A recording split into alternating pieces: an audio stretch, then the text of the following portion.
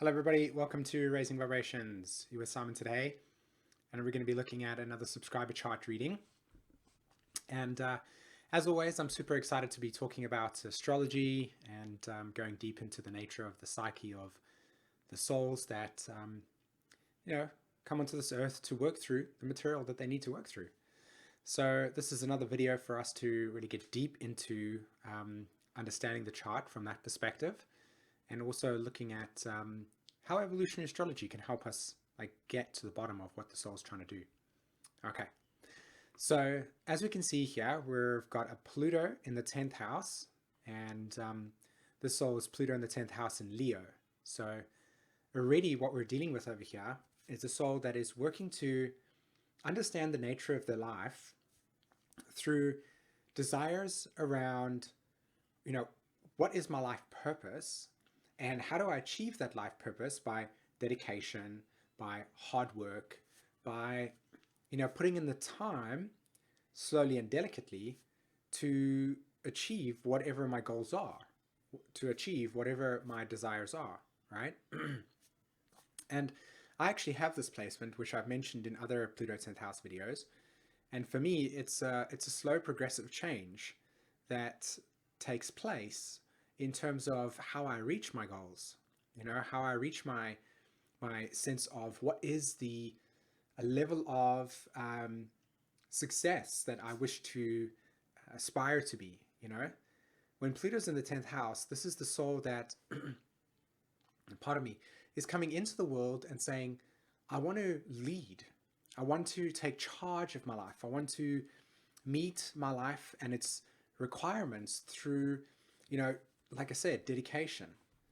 And oftentimes with Pluto in the 10th house, you can feel as if you're achieving a specific goal, and then at some point there's a block or a limitation, and you're cut away from it. You can't actually achieve it. There's a block that comes into place, and you find yourself having to let go of that direction.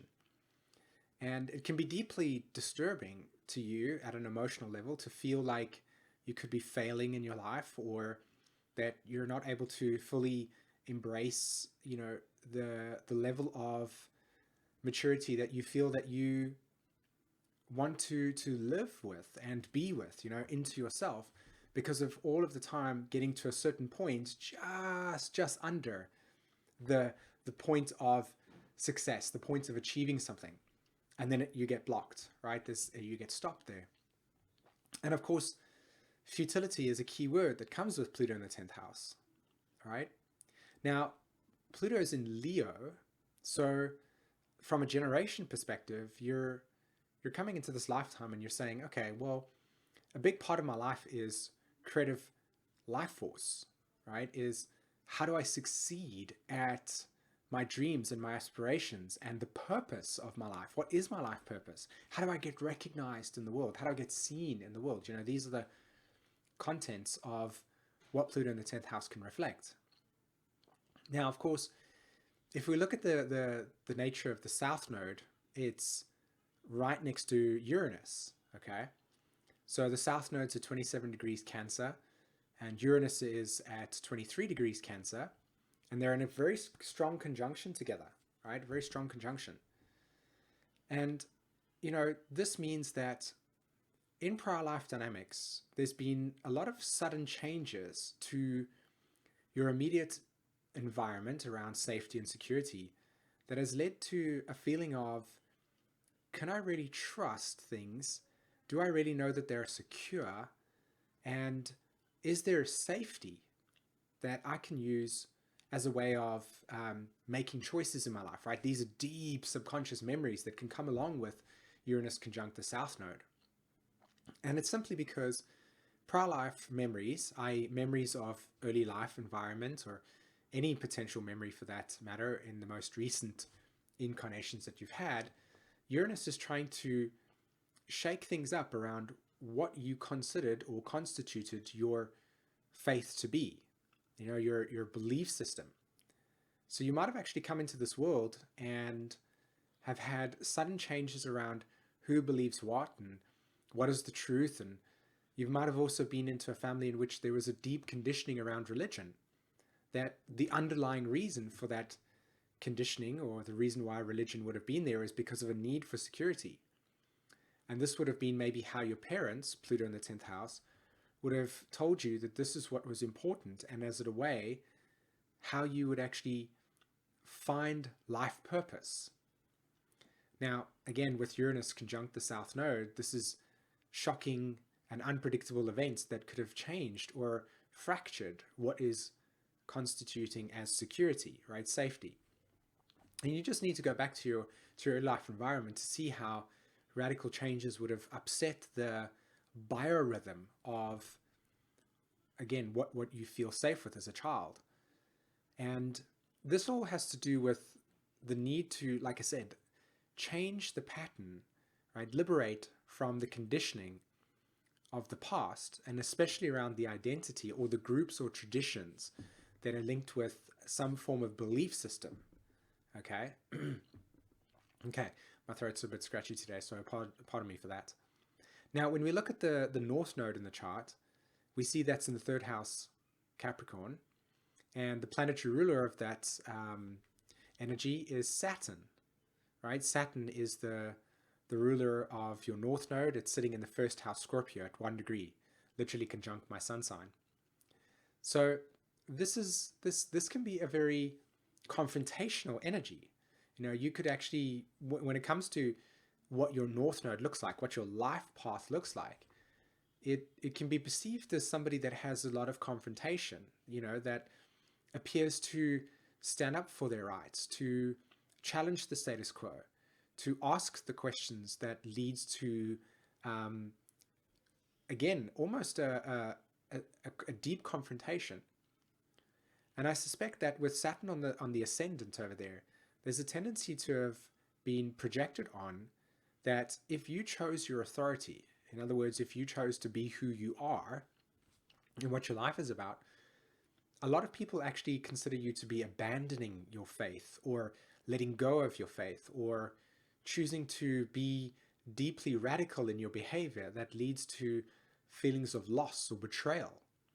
You know, and I wouldn't be surprised that in a prior lifetime, some of your relationships have had extremes in which you've tried to relate to people around your spiritual truths, and one side of the people seem to be very accommodating and accepting, and other people seem to be deeply disturbed by the fact that you have a lack of faith, you know, and that you have your own formed opinions, which of course is what the North Node in Capricorn is about. It's you know, becoming emotionally resilient, Capricorn, around what you think what your opinions are, basically, you know.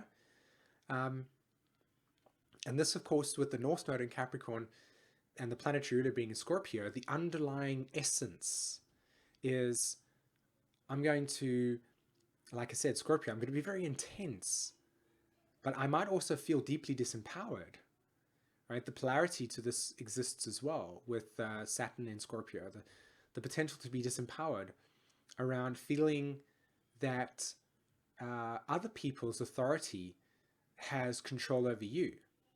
And I think this is one of the dynamics as to why, in my opinion, you would have left organized religion in either early this lifetime or in a prior lifetime, simply because that feeling of one person having a power over the collective or over your sense of authority has led you to either abandon your own authority, or that you've needed to choose your authority, and then people feel abandoned because you're abandoning that collective. That's one of the ways in which I deeply see that story shows up. Now, as I mentioned as well, you've got, you know, the moon sign in Libra in the 12th house, and Mars is right on top of that moon sign as well, both in Libra. And you also have Venus in Libra as well. And Mars and Venus are what is called a new phase relationship to each other. This means that the evolutionary intention or the evolutionary growth between how you learning about yourself and how you meet the world is in a very fresh, new way. It has a new dynamic to it. You're in a deeply exploration orientated way. So it's not uncommon for you to feel like, who am I? Like, what is my values, or what are my values? What direction do I consider my life to go in?